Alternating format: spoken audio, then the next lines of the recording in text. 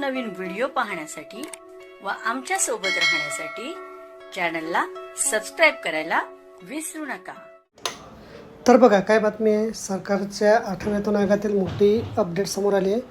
अनेकांना वाटते की हा आयोग फक्त कर्मचाऱ्यांच्या पगारवाढीसाठी असतो, पण सरकारने जाहीर केलेल्या अधिकृत गॅजेटनुसार यावेळी फक्त बेसिक सोबतच नाही तर विविध भत्ते, HRA, पेन्शन, ग्रॅज्युएटी आणि कामकाजाच्या पद्धतीनुसार मोठे बदल होण्याची शक्यता आहे।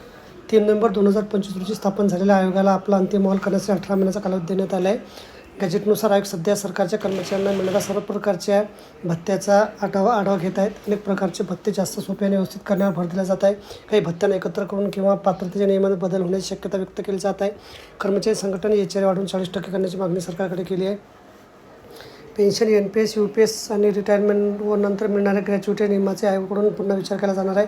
विविध योजनांमधल्या समस्या सोडवून कर्मचाऱ्यांना जास्त चांगले लाभ कसे दिले जातील यावर भर दिला जाणार आहे। विशेष म्हणजे सार्वजनिक क्षेत्रातल्या उपक्रम आणि खाजगी क्षेत्रातल्या वेतन रचना, सुविधा आणि कामकाजाच्या अटीचा अभ्यास करण्यात येणार आहे।